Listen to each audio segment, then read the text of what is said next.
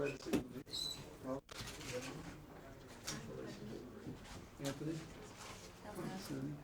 Fine. I can work.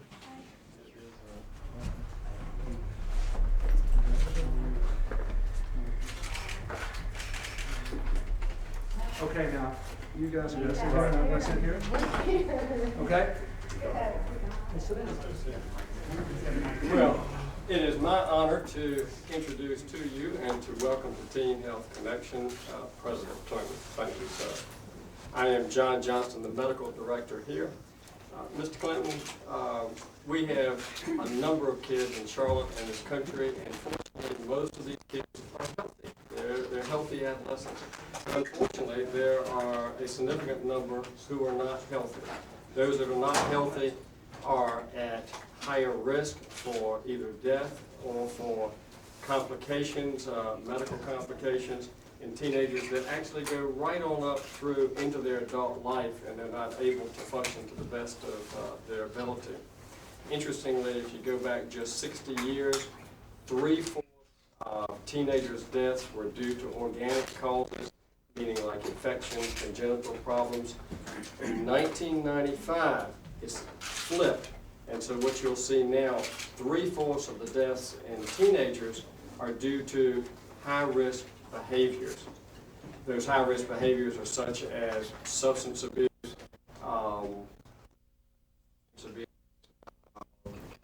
juvenile delinquency, and violence, and sexual practices that can cause that. This community is determined to reduce those high-risk behaviors that are hurting our children. Teen Health Connection is working and concentrating on the medical and the psychosocial issues. We want to thank you for coming and showing your interest in young people. It gives us the energy to keep on doing what we're doing. So thank you, sir. We appreciate it. I think this would be a good opportunity to introduce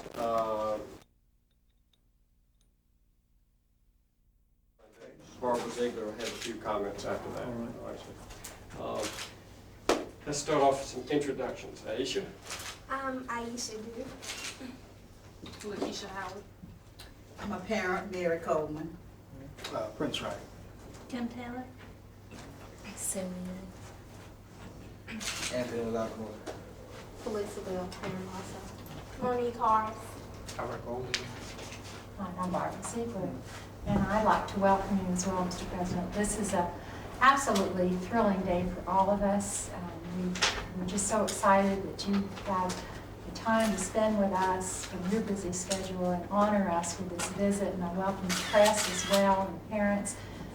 We're very excited about showcasing Teen Health Connection. We began as a dream in our community's eyes in answer to the crisis in adolescent health care, and under the guidance and leadership of both and Caroline's Medical Center,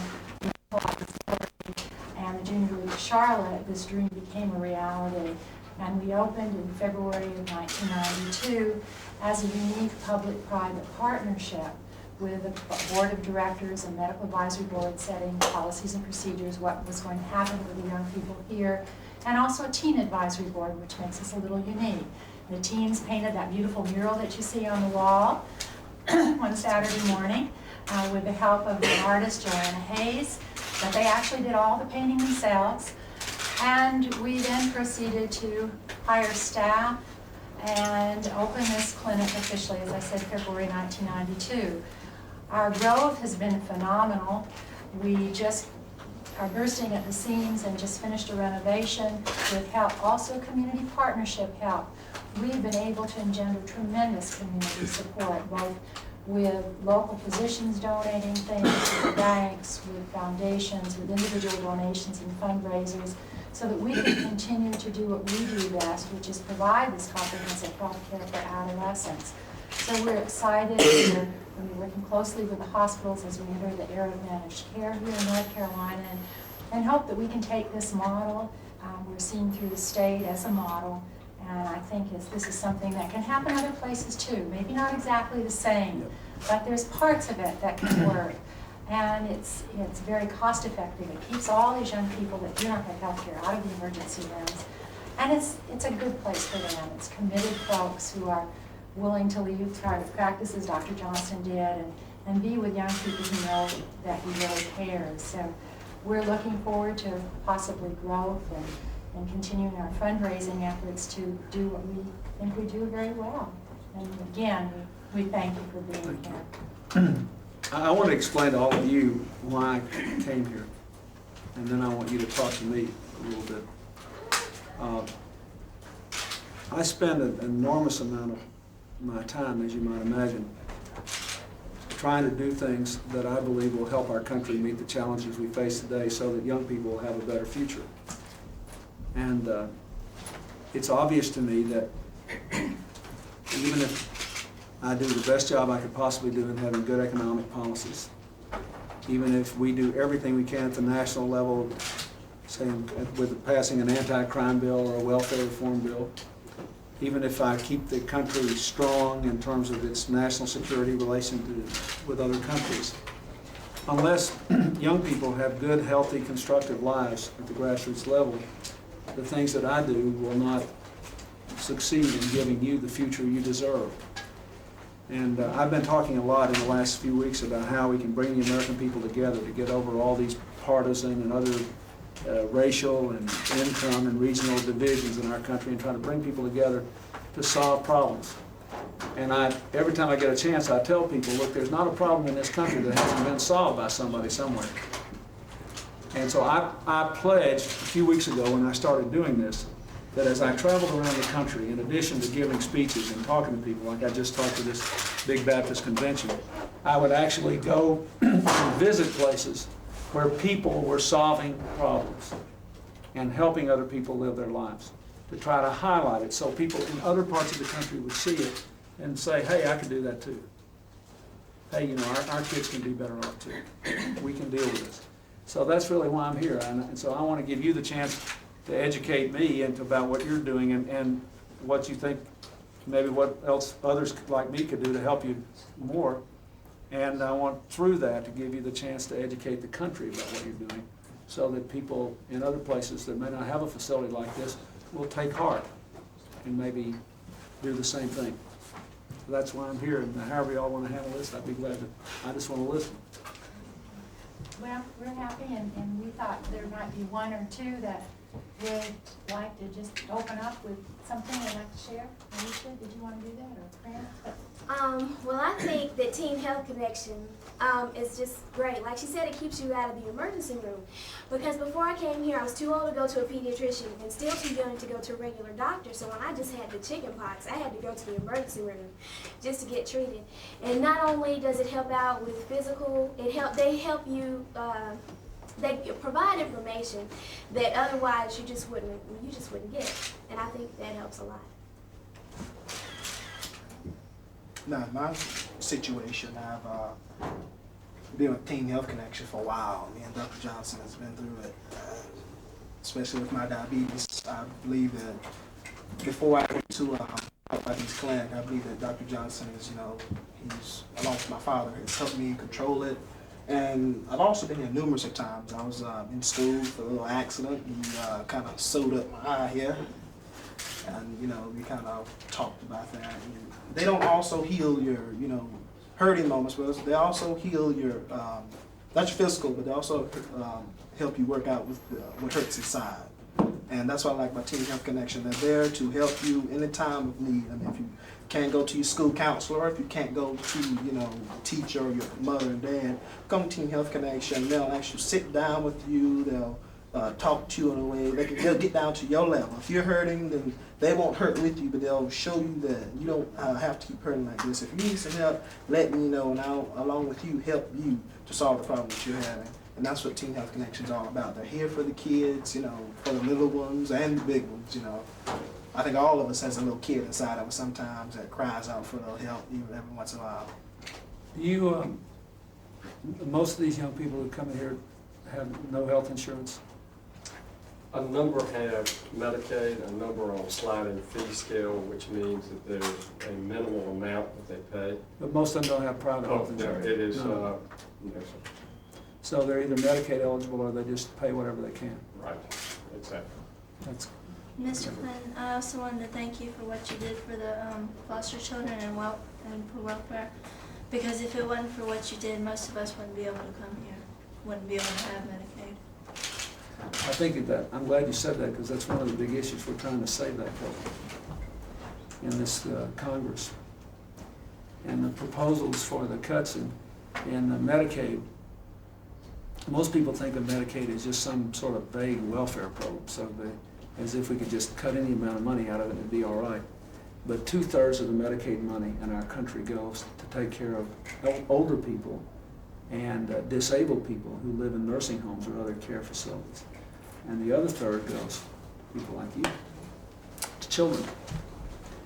And so I don't know, if we cut this Medicaid program too much, it's going to be very hard for facilities like this to succeed. And as you point out, there's no telling how much money you're saving. In addition to giving all these kids a better life, no telling how much money you're saving the healthcare system. Because otherwise, you're going to have, every time somebody gets sick, as you just said, they're going to show up at the emergency room, whether it's an appropriate emergency room procedure or not. And if you have a diabetic condition, you have no choice. I mean, if you don't have a regular health connection, you do. I use your time, but if you don't have a regular health connection, you're in deep trouble. If you get sick, you got to show up. So what else does this place do for all of you? Anybody else want to talk? Sorry. Go ahead. But they help out a lot with different problems. Because if you come here and you're just down, you just need someone to talk to. Dr. Johnson, I always call him Dr. J. So Dr. J and Terry, they help you with no matter what you have going with. And So it's kind of like a community facility, really, more than you just. Sorry. Go ahead. You can just talk to them, if you have problems like at home, like some of us are in foster care and we have problems, dealing with while we're in foster care. With me and my parents. My mom's fine, but my dad, they just couldn't afford me. And, I got into foster care with my, other sisters and brothers. And I have a hard time because I don't live with them. But if I talk to Terry or if I talk to Dr. J, they can always help me out. And that's what, if it wasn't for them, most of us would be on the streets with a lot of problems. What about the parents? What's your experience with this place? It's been very pleasant. My son is 18 years old now, and he started coming here when he was about 15. And the Teen Health Connection has helped us with his physical needs, as well as when my mother died. They helped with counseling him and my niece. And every youth that I referred to this center, they were able to attend. And I think that's the power blessing. So it's been a blessing. It's also been a blessing to me too, because I'm on my second child here, and she's not too good on going to doctors. But since she's been coming to Teen Health Connection, it's just like a family. And even though we have a close relationship, she also has someone here that she can talk to. And we have a relationship, her counseling, myself, where she can talk to her. We don't discuss what's been talked in private, but I can go and talk to her about things I'm concerned about, and she can talk to me. So it's all around place for kids. We just need more people to be informed about it, because children pass word on. But if the parents are not, aware of it, they don't come out and put the kids into it. And this is a place a lot of children need to be. How much growth have you had? We've more than tripled since we opened. So now how many young people are you serving? Well, we have a patient base of over 3,500 youth. And of course, I think we're going to reach a maximum capacity. And what we're hoping to do and feel very strongly about is the need for this type of thing to be in other sites. One site cannot possibly do everything for every youngster. Especially if you're going to give them this kind of personal attention. Well, and that's always a problem, because you're torn between the need to meet the needs, and particularly your managed care coming in, get moving and get your kids in and out. But if you're really going to do good adolescent health care, as Ms. Coleman says and the students say, you got to really listen. Do all your young people live in Charlotte? Yes, we do have a few that'll come in from South Carolina, a few from other counties, because... But by and large, they're all from here. Yes, by and large, they're all... Now, how many uninsured young people are in this county? Well, there's 20% of our youth live in poverty here in Charlotte. So there's a number, and I'm not sure the exact numbers that are uninsured. I'm not sure about that. But I could But it's a find big that number, out. it's a lot more than 3,500. Oh, Oh, yes, I mean, What- there's I mean, about what I'm saying- 14,000. You think, There are You- 14,000 that are uninsured that are on Medicaid, but there have been many more others that actually have who no aren't on health care. Medicaid but don't have comprehensive Right, health that don't insurance? have comprehensive. And there's a lot of people who may live in a two-parent family, but they're right above getting Medicaid, but are not working in a situation where they're provided with comprehensive health care. So those are also the families that use the emergency rooms, which as good as the physicians are there, it's very, very costly to the community. And it doesn't give the continuity that you see here that these students are talking about. One of the things I think we have to think about, again, that's why it's important that we don't just say we're gonna cut Medicaid a certain amount of money without knowing what we're getting in return. We can't just sort of jump off a big old cliff without knowing what the consequences are. If we're gonna go to managed care, in my opinion anyway, we ought to have, for facilities like this, there ought to be some sort of managed care formula so you can meet all the needs of these young people. I mean, you know, if you, you can estimate, for example, if you have a diabetic condition, how many times a year you might need to be in here, and what are the kind of things that might happen. Because the idea of managed care is that they would get a certain amount of money. Instead of being able to bill Medicaid every time, let's say you sign up and this is going to be your primary medical place, and they get a flat amount of money. But it's hard to know. I see your teen pregnancy prevention posters back there. You know, I see your AIDS posters back there. I see all this. You know, I know that all of you talked about the kind of psychological support and emotional support. I mean, I don't know how you put a dollar figure on that. And so I think we have to be very careful, because really what we really need is these community comprehensive health facilities for young people all across America. And as you point out, they're very cost effective. Really are. And But they're they, people but they, effective. you still got to be able to show up every morning, turn the lights on. You do. And they're people effective, and I think they make a difference for young people. I think we're unique and we're lucky that we have a community that is supporting us, and in Barbara's efforts and those in the community that are, when you said it is cost effective, but yet is also expensive when you're dealing with kids that have more problems than say that you would normally see. You really need to put your resources together to meet those problems. It pays off, but you're going to have a hard time always convincing people that are pulling out their checkbook that that's the case. You guys want to say anything about the center? Oh, I like it. I came here, I moved to Charlotte, I believe, about 3 years ago. And we didn't have insurance. And my mom talked to someone, and she was like, they suggested this place. And I didn't know what I was going to expect, but Dr. Johnson was really nice. I actually opened up. It's not like me to open up to doctors, but I actually could talk to him. And he don't agree with everything I do, but he helps me. He talks to me, and he tries to understand. And they're not just here for my medical problem, but they're also here as friends in this enjoyable place. And now I'm on the sliding scale that they mentioned. We still don't have insurance, but you know that's good for me because I'm a college student, independent. Good for you. Thank you, and I'm trying, paying for college, and you know it's hard to try to cough up all these money for medical bills. So they did provide the sliding scale for me, and that's what I'm working on. So they do help me a lot. I'm glad you like to talk to me. It's encouraging. Guys like us, when we get old and gray-headed, we're supposed to say things we don't agree with. That's our job. That's our job. But I mean, this is very encouraging. Last year when we tried to get health insurance for everybody and we didn't succeed,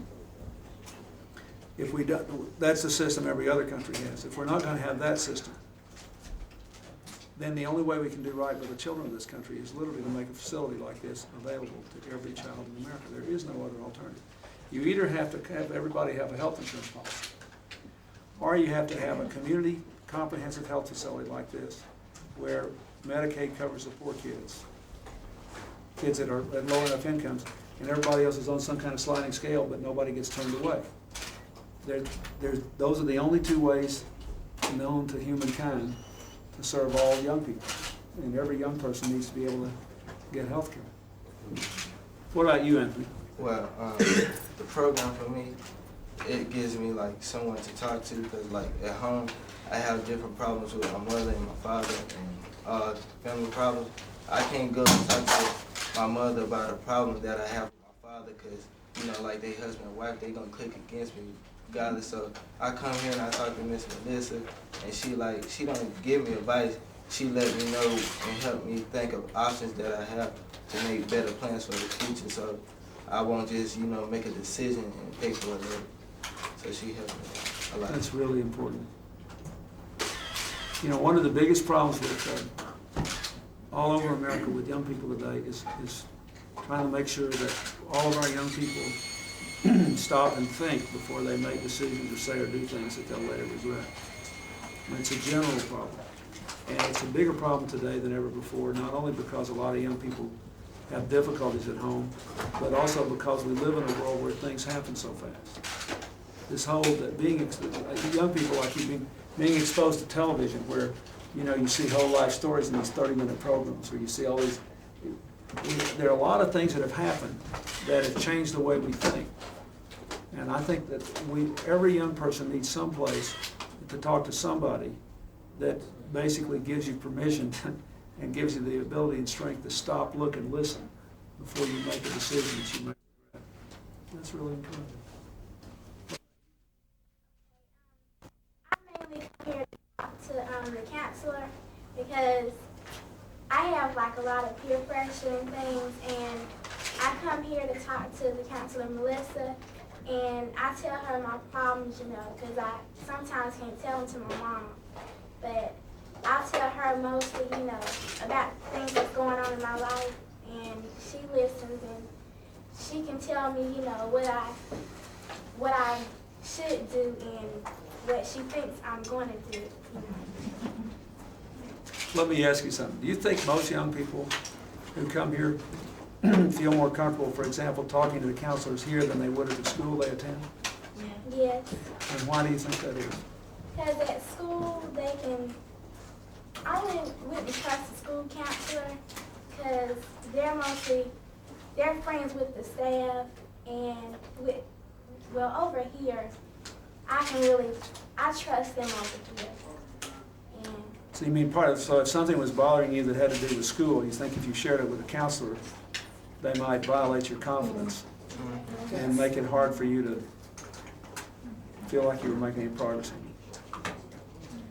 Over here, it's more, they're real doctors. It's a private facility. You know, it's patient, doctor, confident.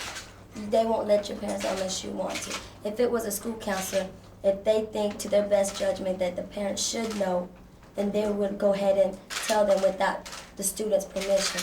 But here, I am the patient, they're my doctors, and they try to help me. It's not more of parents. You know, if you want them to know, you let them know, but they wouldn't go behind your back to, you know. And the only way they'll like tell your parent anything about what you talked about, that ask you first. That actually, if you was confidential with them telling them that, then they'll have you in a room when they tell them to let you know that they don't want to tell them extra. That's true. Secrecy is So they really treat you have a lot of responsibility and a lot of say-so. And I think here also, they treat you, like, I've been to counseling too, and she treats me like she actually cares. And sometimes I've been there and it's like, okay, well, I have a meeting in 5 minutes, so could you go please? Or, you know, or I have another student to see and I have to do this and I have to do that. And it's like, here, okay, this is my hour set aside for me, and I don't have to worry or come back or try to go back to class and act like nothing's wrong. So I think that helps a lot too, because it seems like they actually care about your problems, and that means a lot. Robert? I come here to Dr. Johnson. I mean, he's helped me a lot with most of my problems and stuff that I've had throughout the 3 years I've been coming here. And, I mean, you know, they help get back with school and everything. They help us. I mean, you're sitting here and you can talk to them, you can get open with them, and they won't tell your parents if you don't want them to. And they always ask you if they want you to. I mean, but at school, it's like, you can go in there and it's more like, you know, well, we're going to tell someone else if you know, threaten or something like that, or threaten another student. It's like, you talk to them about problems at home and school and work and everything else. I've talked to him about problems that I've had at work and everything else.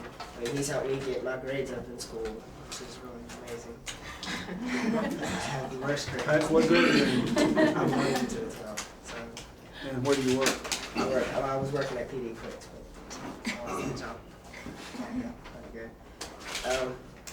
I mean, I've been coming here for 3 years, and I mean, I know most of all the staff here and everything, and they're really, real open with you and real friendly. I mean, they treat you like a human being. I mean, not like at the hospital or something. I mean, you sit there for hours here, you can come in and you're like ready to go in there and they'll see you and everything. It's not like you have to sit there forever.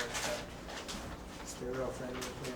Now, I want to make one comment on this confidentiality. I think most, those of you I've talked to, if you say, hey, I'm going to rob the bank on the corner, I'll say, hey, there's certain things we're not going to keep confident, right? Y'all remember that? Okay, so there are some big issues, but so far in 20 years, I've not had to break confidence, but there is if someone's going to hurt themselves or they're going to hurt someone else, and this is generally established on the ground rules. So I appreciate their confidence in our confidentiality policy. What about you, Lucas? You want to tell me anything about it? Well, Teen Health Connection is part of my support group. Because Dr. Johnson, you know how you have a male doctor, you're not feeling comfortable with him, but I feel comfortable. I can tell him anything. You can, you know how you be talking. I can talk to him about anything. He cares, like Robert said, he cares about the school grades. What you made a D, that D don't look too good on their report card. Pull them grades up, he cares, He feel like if no one else cares, they do. They don't try to they don't push you to the side about that. They're always there for you. You can't go nowhere else. You can come for your medical reasons, anything. Like now, they're part of my support group. I came here for a physical about 2 years ago, and I've been coming ever since for a school physical. How often do you come? Do you come on are you scheduled to come on a regular basis, or do you kind of come when you feel the need to? I usually just come on, my physicals every year, like a yearly physicals. Just depends. And if you feel you need to come, but you don't have a scheduled appointment, do you call in advance and tell them you want to come, or do you just show up? Yeah, you call and make an appointment. That's part of our process with the teens is, as Anthony and some of the other students have said, is taking initiative and also being responsible for behaviors. I think that's real important, and when you treat young people with respect, and also they need to make an appointment. It's part of growing up and learning that things are expected of them, and I think that's good when you treat young people with respect and dignity and have some expectations of them. I think they rise to the occasion.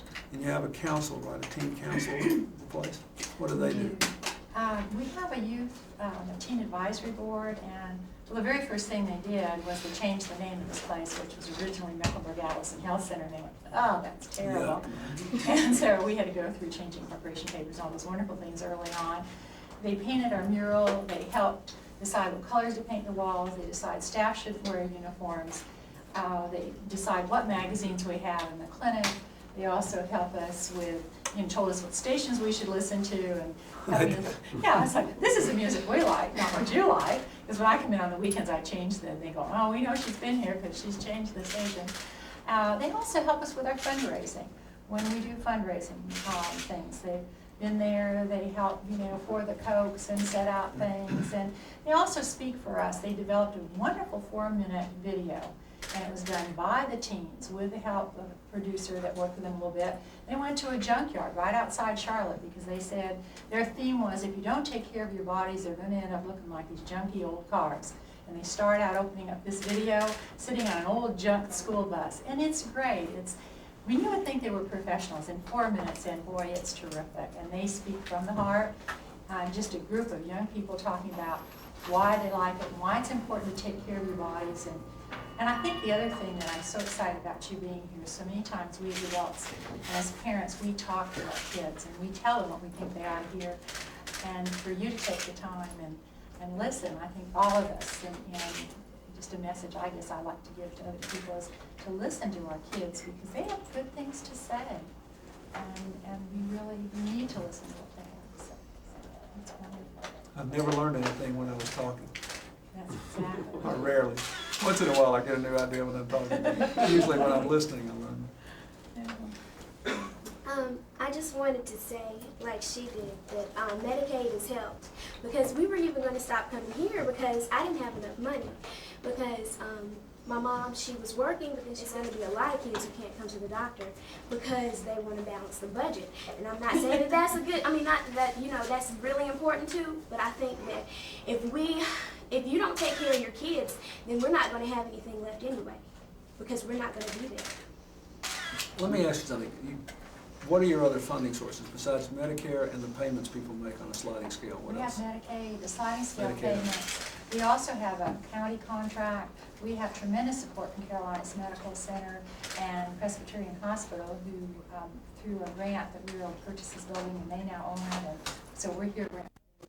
Well, actually, we pay $1 a month, but that's okay. They continue to support us in a variety of ways. I do a lot of grant writing, and we do a lot of fundraising. We also have 2 state grants from the Department of Environment, Health, and Natural Resources, one for adolescent health care and one for pregnancy. So, but 62% of our funding is private funding, where we have to raise it ourselves to pay our bills, to pay our staff. So it's a lot of fundraising and what I And call 38% is either Medicaid or copay? Right. So it's a hard show to pull off, but as you can see, I think very worthwhile.